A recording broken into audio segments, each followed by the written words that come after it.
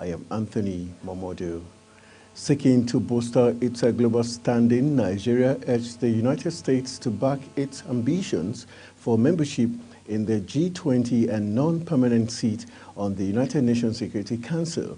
President Bola Tinubu personally raised the request during a bilateral meeting with U.S. Secretary of State Antony Blinken in the Nigerian capital.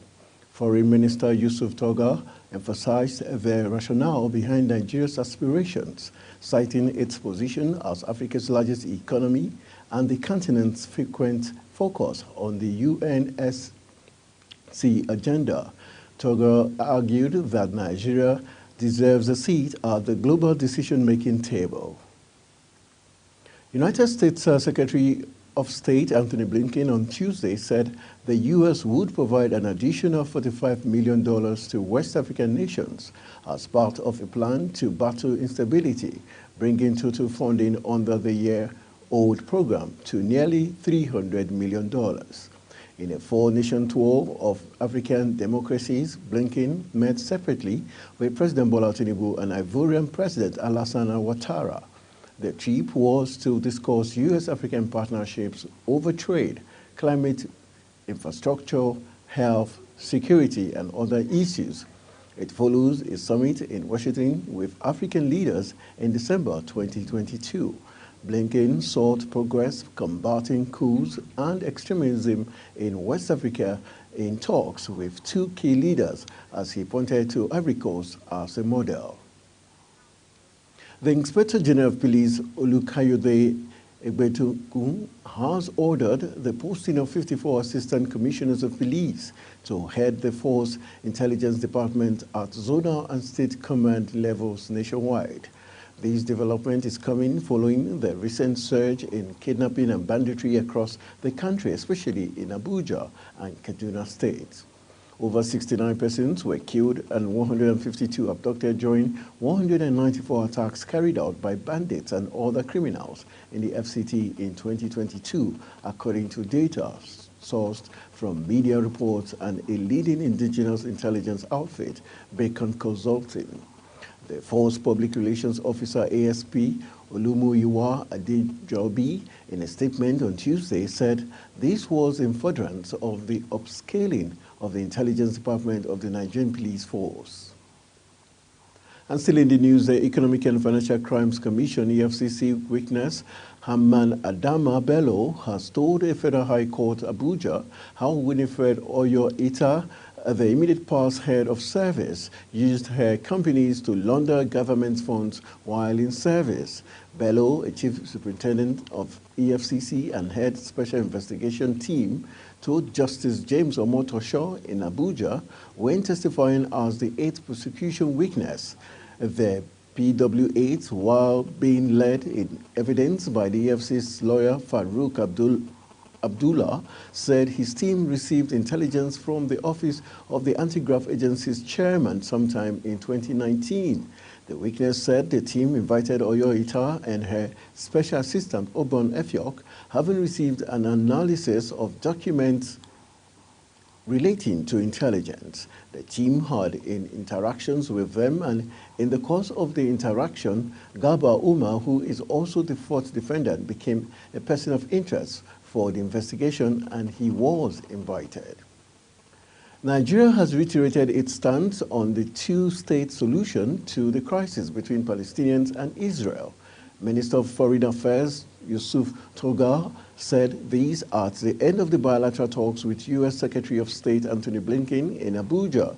He said Nigeria would, however, continue to stand on issues of common interest with the development partners in resolving the crisis in the Middle East. Responding, Blinken said America would continue to move towards a lasting solution to the crisis, adding that measures must be taken to have lasting peace. Blinken was in Nigeria on an African nations tour to strengthen bilateral relations with a focus on security, the economy, and humanitarian concerns. Officials of the Federal Capital Territory Administration, FCTA, have begun profiling areas worst hit by kidnappers. The Director of Department of Development Control of the Federal Capital Territory Administration, Mukhtar Galadima, who led the team, said the exercise was to ascertain the causes of kidnapping and their solutions.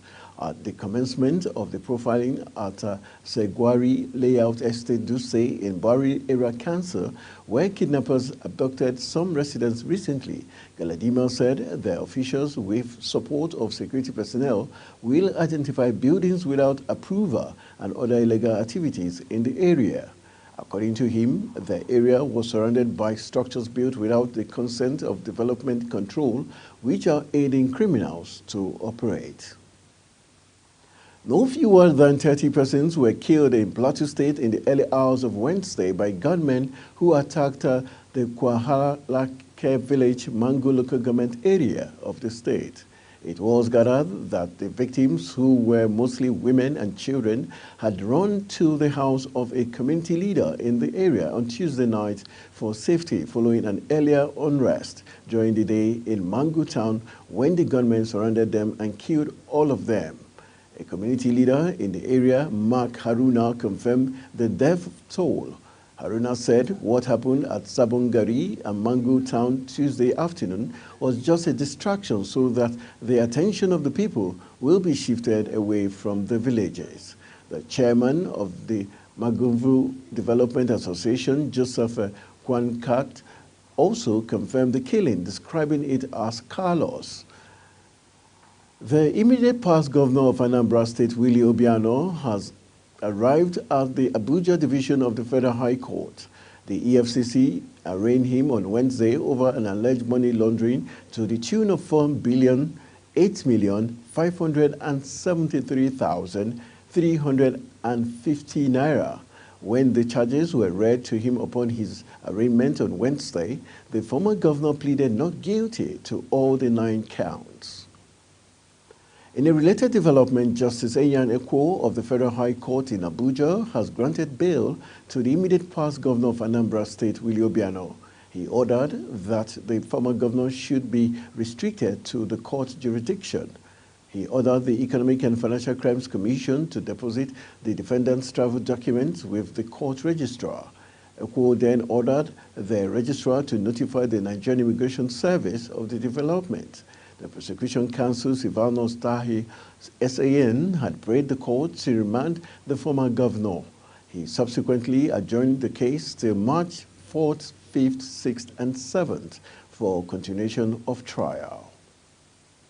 And still in the news, moving to Ondo State, the governor of Ondo State, Lucky Ayedatiwa, has dissolved the State Executive Council. The governor also relieved all senior special assistants and special assistants of their duties. In a statement by his chief press secretary, Ebenezer Adenuyon, on Wednesday, the governor said the development would take immediate effect. All the affected officials are directed to hand over all government properties in their possession. The governor thanks the affected officials for their services and contributions to the development of the state. You're watching News Cycle coming to you live from Nigeria's capital, Abuja. We're on Star Times channel 276. Kindly follow us on all social media platforms using @Global TV NG and other handles now showing on your screen.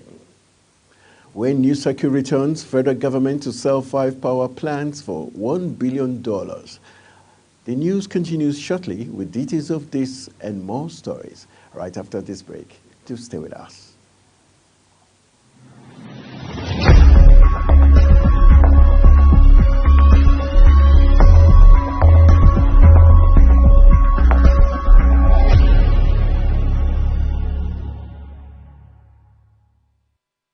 Welcome back from the break. If you're just joining us, this is Global Television bringing you live broadcast on News Circle. Thank you for staying with us.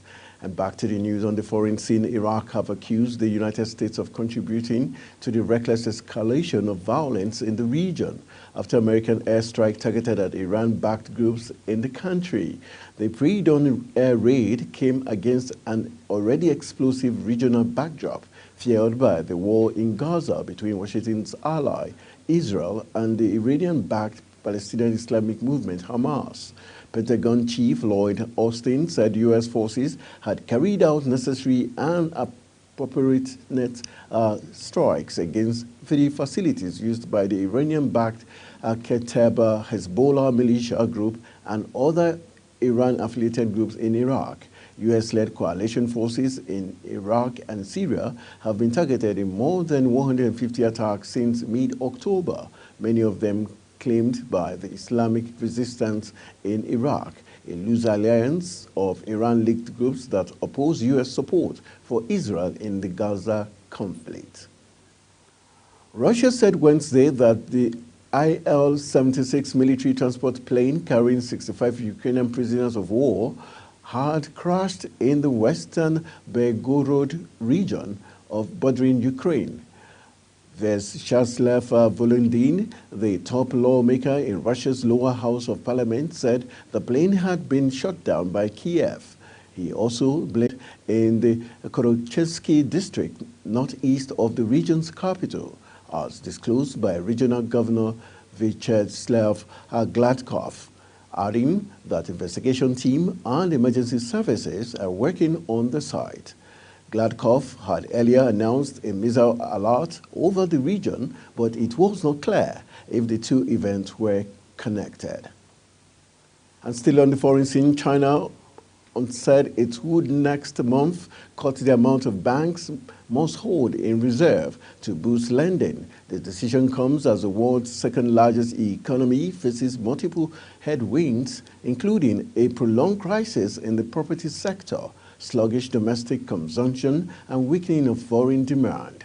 People's Bank of China Governor Pen Gongsheng said at a press conference of the State Council Information Office on January 24th that reserve requirement ratio will be lowered by 0.5% point on February 5th. China last cut its RRR in September, lowering it by 0.25% points to around 7.4%. The central bank's governor stated that more policies to offer support for the country's struggling property sector will be announced tomorrow. Let's turn to business. Oil marketers under the aegis of the Independent Petroleum Marketers Association of Nigeria have berated the Nigerian National Petroleum Company Limited for alleged delay in the supply of petroleum products.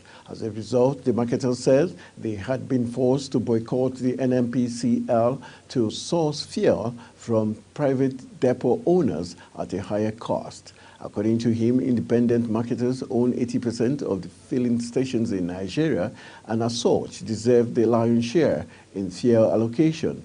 He narrated that marketers usually pay through the NNPCL portal with the hope of getting the product in 2-3 days, but that 2-3 days will turn into months if NNPCL don't have products or are out of stock. The federal government, through the Bureau of Public Enterprises, BPE, is currently carrying out transactions for the sale of 5 power plants under the National Integrated Power Project at the cost of about $1.5 billion. Although sources familiar with the development explain that the cost of the plant should exceed $5 billion based on international benchmark, they revealed that the BPE was planning to sell the facilities at a price that is a little above $1.1 billion. The acting director general BPE, Ignatius Ayewo, stated that the transaction is ongoing, adding that it is not concluded.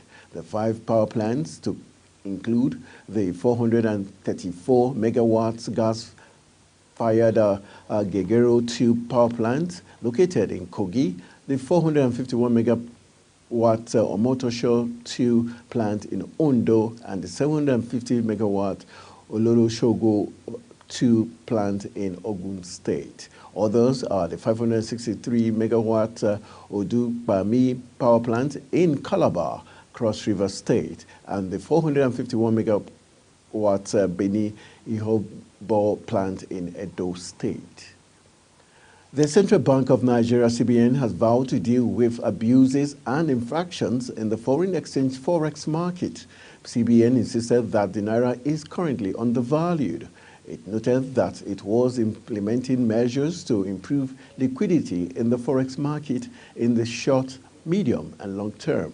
The CBN Governor Olayemi Cardoso made this vow over forex in a keynote address at the Nigerian Economic Summit Group 2024 Economic Outlook Report presentation. Cardoso disclosed that measures to improve forex liquidity include ongoing collaboration with the Ministry of Finance and NNPC to ensure all forex inflow is returned to the CBN.